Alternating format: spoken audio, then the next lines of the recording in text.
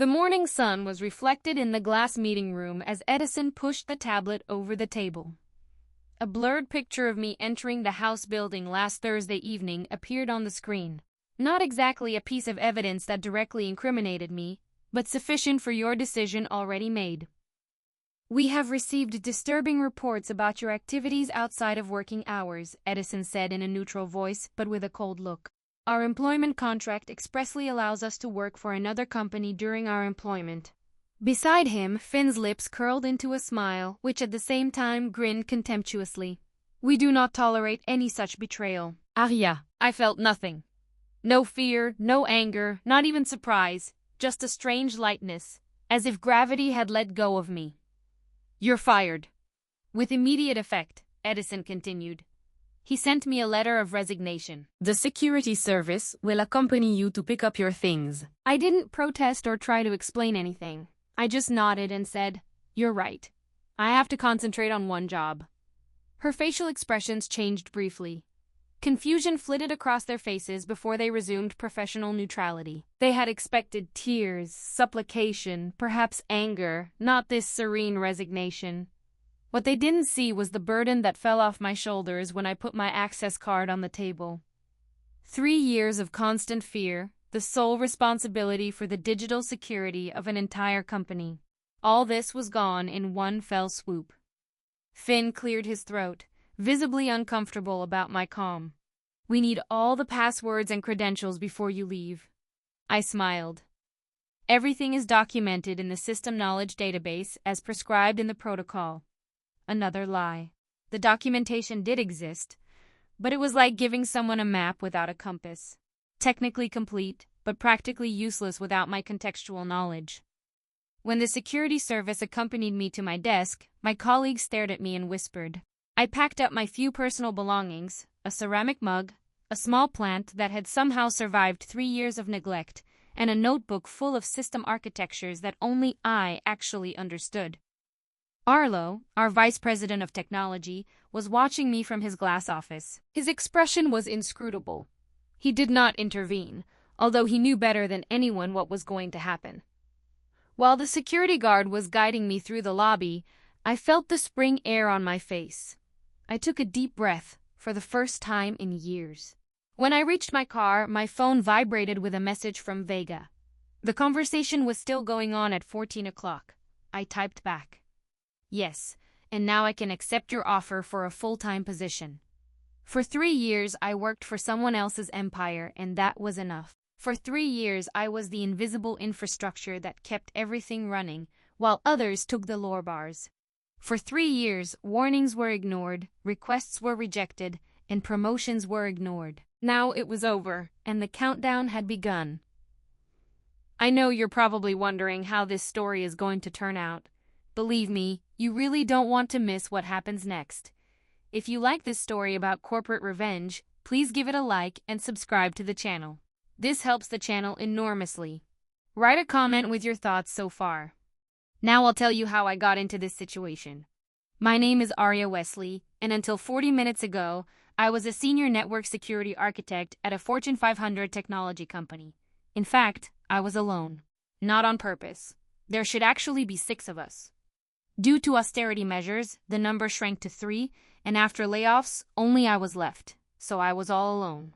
I never had the ambition to become indispensable.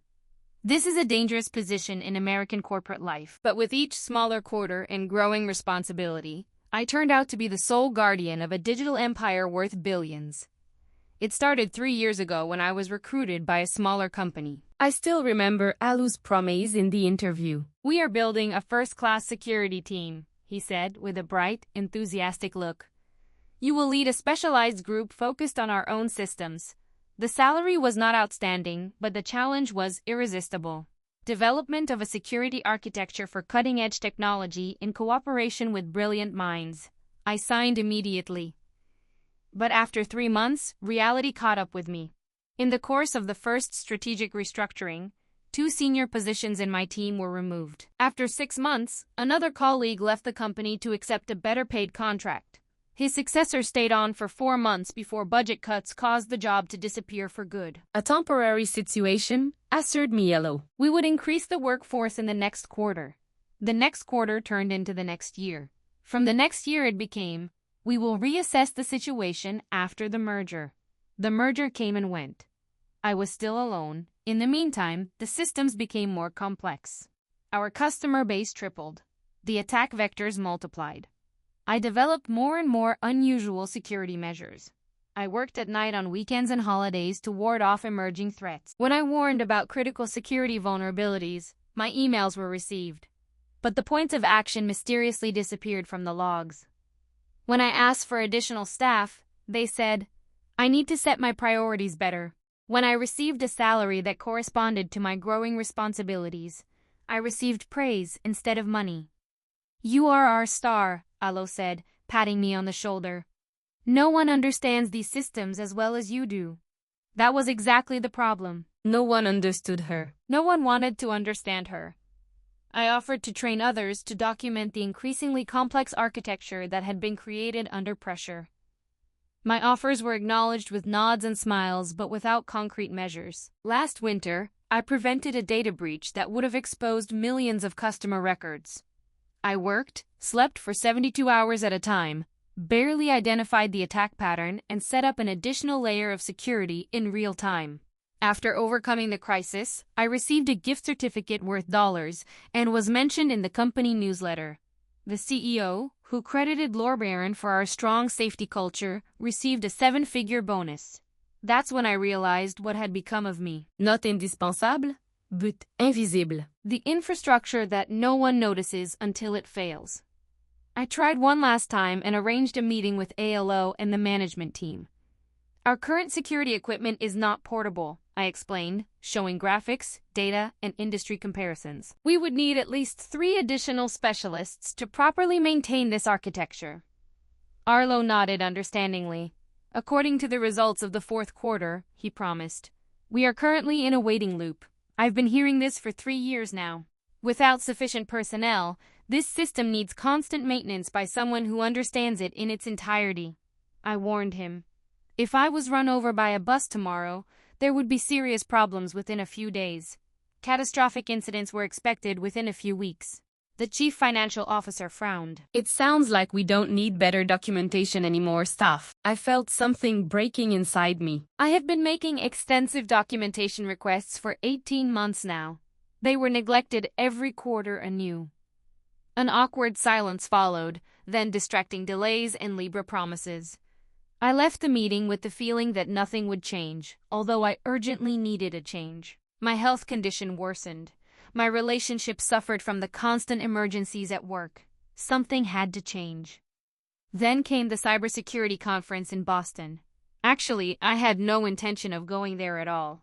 My travel budgets were frozen, but the organizer was an old student friend who gave me a lecture on adaptive architectures for threat defense. The company could not refuse free advertising. There I met Vega, the head of security of our biggest competitor. She came up to me after my presentation. She was impressed by the theoretical framework I outlined. The implementation must be fascinating, she said with sincere interest in the eyes. I wanted to learn more about how they put these concepts into practice. We talked for hours and carefully avoided talking about our employers in detail. 2 experts discussed theoretical approaches and architectural philosophies. It was the first really professional conversation in years. As the conference drew to a close, Vega gave me her business card. We would like to hear your opinion about our new security concept. This is exclusively consulting work only on weekends without operational activities and without any potential for conflict. The consulting fee she mentioned was higher than my monthly salary for weekend work to estimate the value of the offer. I just hesitated for a moment before I accepted it. The work was purely advisory. The evaluation of the proposed systems without interference with the existing infrastructure, without violation of confidentiality, and without operational impact on any of the companies. For 8 weeks, I led a double life. During the week, the digital fortress, which protected billions of unknown and undervalued assets, maintained maintenance. On the weekends, I was respected, listened to, and appropriately rewarded for my expertise. Last Thursday, I parked my car 2 streets away from Vegas office building for our regular meeting. Someone recognized my car, someone drew conclusions, someone decided that I was superfluous. What they did not understand. Their entire security infrastructure required special adjustments on a weekly basis, which only I could do. Adaptations that I had tried to teach others, but no one had time for this. Adjustments that prevent exactly the system failures that I had repeatedly warned about. As the security guard escorted me out of the building, my phone lit up on a message from Vega. The advisory board has accepted the offer for a full-time position. Chief Architect for Security, triple salary, team of 8. When can you start? I looked back at the shining tower to which I had devoted 3 years of my life. The security guard avoided eye contact, visibly uncomfortable with his task. Is it really worth it? I asked him quietly. Working for people who let you down so lightly. He had no answer, just a rehearsed neutral facial expression. But I saw a brief moment of realization in his eyes. He understood exactly what I meant. I wrote Vega back. I can start on Monday. What my former employers didn't realize when they put me in front of the door exactly 72 hours after the end of the quarter, when their data traffic reached its peak, was that their entire system would need special maintenance. A maintenance for which I had begged her for so long to let me have other schools. No sabotage, no revenge. Just the natural consequence of it. To ignore warnings and rate systems higher than the people who developed them. While I was driving away, my cell phone rang, a lose number. I smiled and turned off the ringtone. Time was pressing. On Friday afternoon, I had signed Vegas's employment contract, chief architect for security with a team of 8 specialists, 3 times my previous salary and stock options. The relief was physically palpable, as if I could throw off a burden that I had been carrying around with me for so long that I had forgotten what normality feels like. I spent the weekend preparing for my new job and slept more soundly than I had in years. No emergency calls that woke me up at 3 o'clock in the morning. No expectation of an immediate reaction, just silence and peace. On Monday morning, I arrived at the Halcyon headquarters in a new suit. The high ceilings and natural light in the lobby should impress. But most of all, I was impressed by the respect that radiated there. We are very pleased that you are coming to us. Aria told Weger and showed me around in detail. I would like to introduce you to your team. The team, the word sounded strange, after years of individual responsibility. 8 specialists, each with a clearly defined role, who complemented each other. They looked at me curiously. Not the desperate relief I usually felt when I had seemingly solved the last crisis. We've heard incredible things about their adaptive security approach, said Alice, a threat analyst with a keen eye and nimble hands. I am looking forward to learning from you. At lunchtime, we had a lively discussion about their current architecture. They even had profound questions. They questioned my assumptions, offered alternatives, and developed my ideas further instead of simply adopting them. That's how collaboration felt. I had almost forgotten about it. Meanwhile, the first warning signs appeared on the other side of the city at my former workplace. I didn't need spies for that. The systems worked as reliably as my heartbeat. The first authentication problems appeared on Monday afternoon, when the weekly login renewal cycle was supposed to be running without my usual manual adjustment. On Tuesday morning, the log files were crowded, which slowed down the response times. On Wednesday afternoon, exactly 30 hours after my wake-up call, the outages increased during the peak time of data processing at the end of the quarter. I did not feel a twinge of bad conscience because of the upcoming events.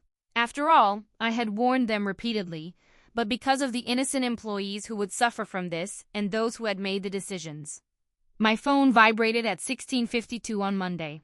I told Arlo and got the answering machine answered. Aria, it's Arlo. Listen, there's probably a problem with the authentication servers. Probably just a configuration glitch. Call me back when you hear that. Thanks.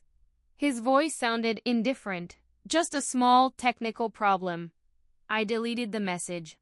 On Tuesday, I received 3 more calls from people getting older and older. By noon, the tone had changed drastically. This is MVE talking about the management. Our systems have significant delays. The technical team could not fix the problem. The CEO has commissioned me to discuss with you the conditions for your return as a consultant to deal with these urgent matters. I wrote back shortly. I am now focusing on one function. As Hyan had suggested, I devoted myself completely to building something new, instead of frantically trying to preserve something old.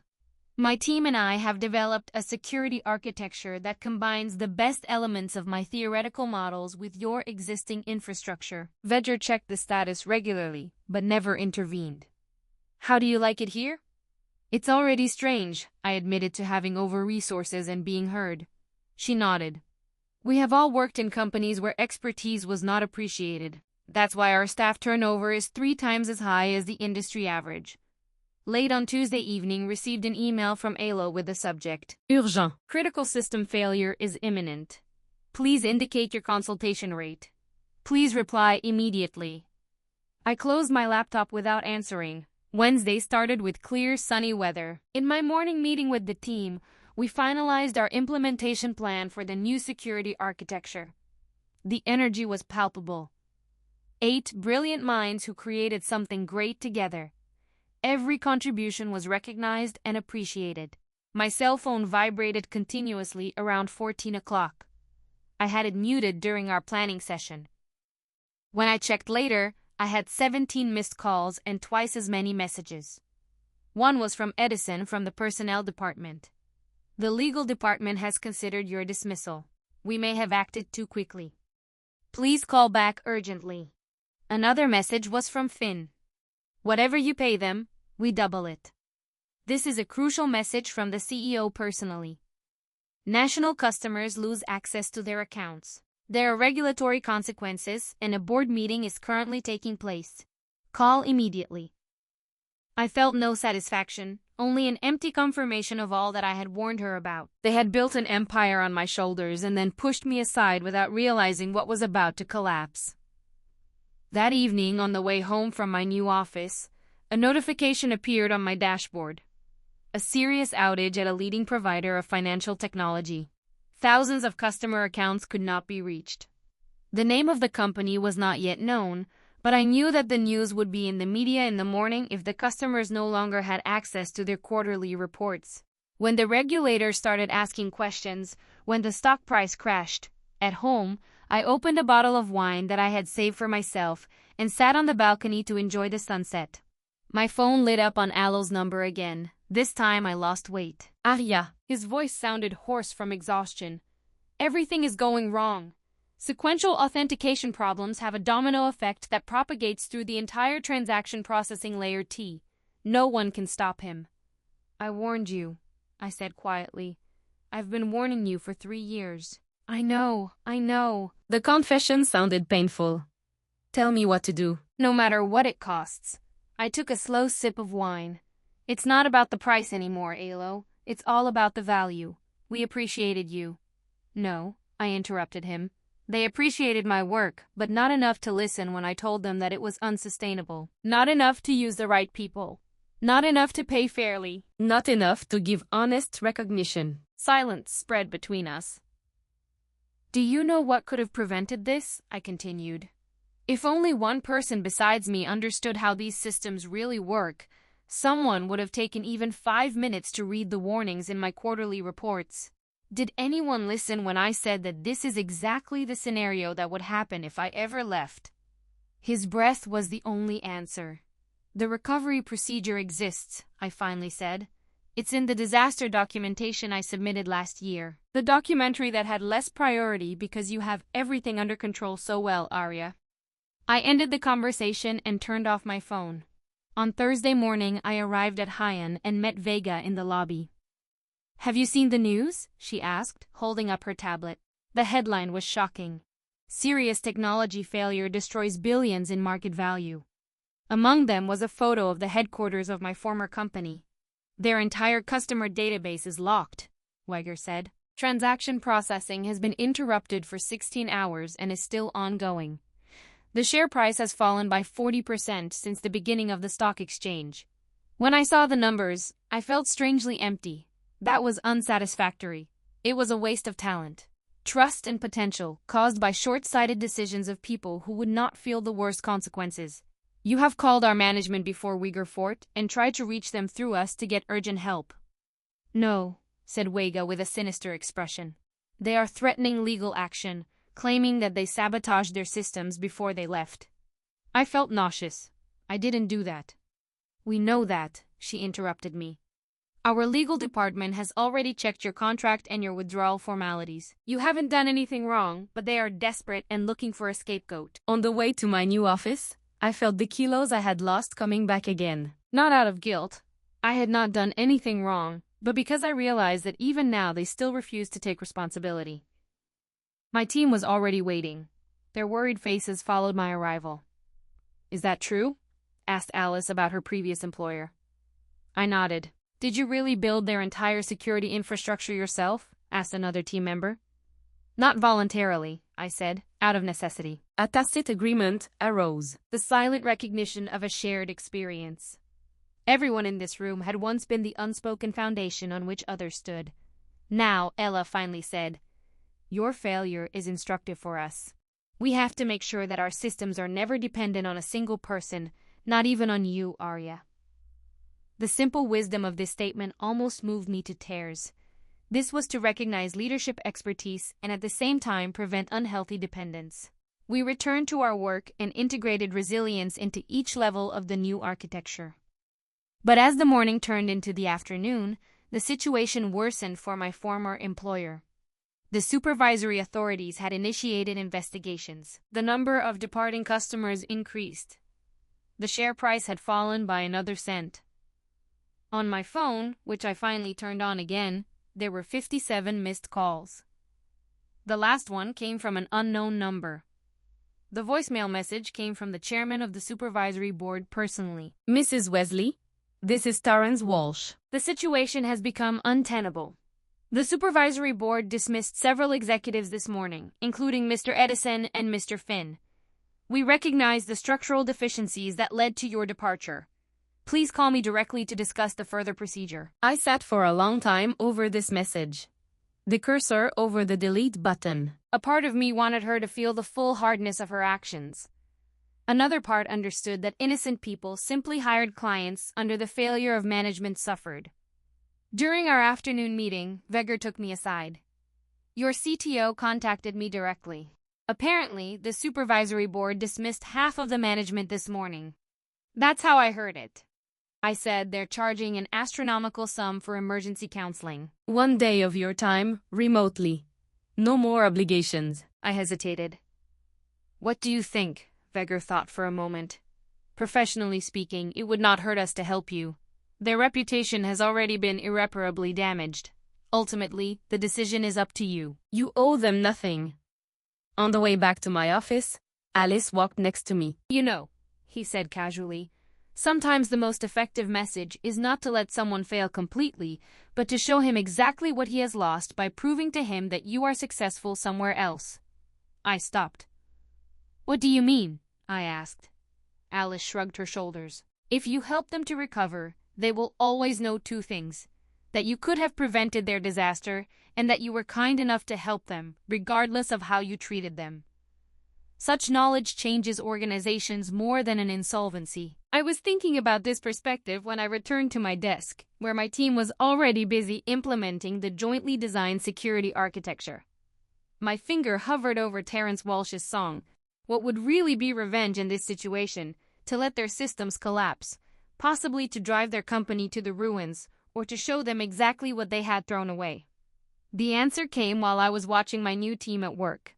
Every contribution was appreciated. Every voice was heard. I pressed the call button. Miss Wesley. Terence Walsh's voice sounded forced polite, as if he was not used to uttering requests. Thank you for your call back, Mr. Walsh, I said in a neutral tone. I understand that your company has technical problems, a cautious understatement. Due to numerous reports from the industry, their system threatened to collapse completely. Customer data was no longer accessible. Trading platforms were frozen, and the number of violations of regulatory provisions increased hourly. Walsh acknowledged that difficulties were an understatement. Our entire infrastructure has become practically unusable. The team cannot resolve the successive authentication errors. I cut the connection so he could keep talking. The board has reviewed your employment history and your recent dismissal. Apparently, serious mistakes were made in connection with their warnings and personnel applications. Yes, I said shortly. Again, there was silence.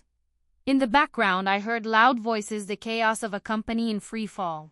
We are ready to offer you a considerable compensation for your help in overcoming this crisis. Tell us your desired amount. I had already thought about it during my sleepless nights at my previous employer. Imagine the satisfaction of refusing your desperate request. But Ellis's words hold up. Sometimes the most important message is not to let someone fail completely. My consulting fee is $1,000 an hour, I said, an amount that would have seemed absurd a week ago. The minimum duration of the order is 4 hours. The payment is made in advance to the customer named by me. In addition, I have conditions that go beyond the fee. Walsh did not hesitate. Agree. What condition? Firstly, I work from home. I'm not coming to your building. Gotcha. Secondly, I'm just giving instructions. Your team implements them. I don't have direct access to their systems. This is difficult, but acceptable. Thirdly, I receive a public letter of apology confirming that I have repeatedly warned about these vulnerabilities, and my warnings have been ignored. Walsh paused. The legal consequences are less serious than a bankruptcy, I added.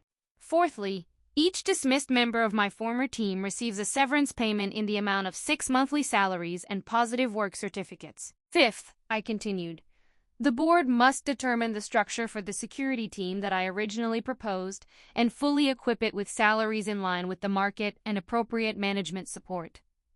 There was silence between us. These are not just claims for my own benefit, I explained to Mr. Walsh. Without these structural changes, you will be back at the same door in 6 months when the next one burns out or quits. I heard the rustling of paper and muffled voices while he was consulting with others. We agree with your conditions, he said at last. When can you start? Pay. You send me a written confirmation of all the conditions and I'll start this afternoon. After I hung up, I sat there motionless and let reality affect me. Not revenge, as I had imagined, but something much deeper. Responsibility. Change, recognition. We're knocked on my open door. How did it go? I explained the agreement to her. She nodded approvingly, using their crisis to force structural changes. Impressive. It's not just about them paying, I said. It's about making sure something like this doesn't happen again. That's exactly why we wanted her here, she replied with a smile. This approach to managing your crisis is a perfect fit for our next phase. The management board has approved our proposal to establish a department for security consulting. I looked up in surprise. Since the announcement of their insolvency, we have received 171 inquiries, Vedger continued. Companies are terrified of having the same security vulnerabilities. Who would be better suited to lead this department than someone who has just proven how important a solid security architecture is? The puzzle pieces came together. My experiences here were not only valuable, but formative. Not only for me, but possibly for an entire sector that keeps underestimating the invisible infrastructure that keeps it alive. I would like to ask you to present the concept at the management meeting next week, she added, with a structure and staffing plan. After Vega left, I opened my laptop to prepare for the crisis meeting. Within a few minutes, I received a notification with the payment confirmation and a signed letter agreeing to all the terms and conditions. I sent detailed troubleshooting instructions to the technical team of my former company, step-by-step instructions on how to solve the authentication error. Instructions that I had actually written down months ago, but which had been lost in unread reports. As expected, the questions immediately popped up. The team that was supposed to implement my instructions lacked the necessary understanding of the context for the systems they were trying to save. For 4 hours, I guided them through the recovery process, explained not only what to do, but also why every step was important, and taught them what they should have learned long ago. After half the time, Alo switched on via video call. His eyes seemed to have fallen from the sleepless nights. Aria, he started. I want it. Now is not the right time, I interrupted her. Let's focus on recovery. By evening, their systems had stabilized. The authentication processes worked again. Transaction processing has resumed. Too late to prevent significant damage to their reputation and stock price, but in time to avert a total collapse. As I was nearing the end of our meeting, I sent a final message to the assembled team. For each system you work with, the maintenance procedures and the vulnerabilities I have identified are documented. These documents are located in the folders marked low priority. Read them carefully, because resilience is not a matter of technology, but of understanding the respective responsibilities. I closed my laptop and looked out the window of my office at the sunset, which bathed the city in golden light. My phone vibrated. A message from Alice. The teams go out for a drink to celebrate the approval of the new architectural project. Are you coming with me? For the first time in years, I didn't have to keep an eye on notifications. No systems that would crash without my constant attention. I had colleagues, no dependencies, no boundaries, no endless obligations. I'm leaving, I replied. A month later, I stood in Han's largest conference room and presented our new security consulting department to the management. Behind me, slides showed the market opportunities that had resulted from the public failure of my former employer and our unique position to take advantage of them. Every company assumes that its technical systems are safe until the opposite is proven, I explained. Our approach not only provides better technology, but also changes the way companies evaluate and structure their security processes. The approval was unanimous. Within a few days, we started recruiting and expanded my team to 20 specialists with a wide range of expertise. Our first customers were already standing in line. Companies that were afraid of suffering the same fate as my former employer. This afternoon, I unexpectedly received an email with the subject, "Thank you from Terrence Walsh, Mrs. Wesley. I wanted to inform you personally about the changes that have been implemented since your consultation. We have implemented the full security structure you recommended, including a chief security officer reporting directly to the board. Your public thanks appeared in the company column today. More importantly, however, we have initiated a comprehensive review of all undervalued documentation of our technical staff throughout the company. We have already gained important insights that were previously overlooked. The cost of these findings is high. Our market value is still 30% below the value before the incident, and it will take time to restore the trust of our customers. However, the cultural change in the company was profound. Their influence extends far beyond the technical restoration they lead. If you are ever interested in returning, my door is still open to you." I closed the email without replying. There was nothing more to say. My answer was already visible in industry reports about Han's new consulting department and my role in it. 3 months after my release, I was on the stage of the same cybersecurity conference where I had met Vega. This time I did not speak as an individual architect, but as the head of a growing team and presented our framework for organizational security resilience. Former colleagues sat in the audience, including Arlo and the new CISO, whom they had finally hired. Her facial expressions when I explained our customer growth, including 5 companies that had moved their businesses from my previous employer to Hyan, spoke volumes. They finally realized that they had lost more than just my technical know-how. They had lost the future that I was now building elsewhere. After my presentation, the participants poured in with questions and business cards. Among them was the new CSO, who waited until the others had left. "Your new system is impressive," I agreed, referring to the positive feedback on your revised security architecture. She followed up on her previous remarks and admitted that her documentary was exceptional as soon as someone read them. They had kept them even when they left. I smiled. Some lessons are learned only after you have experienced the consequences yourself. While I was gathering my documents, she added, "Do you know, you are obsessively following your success now?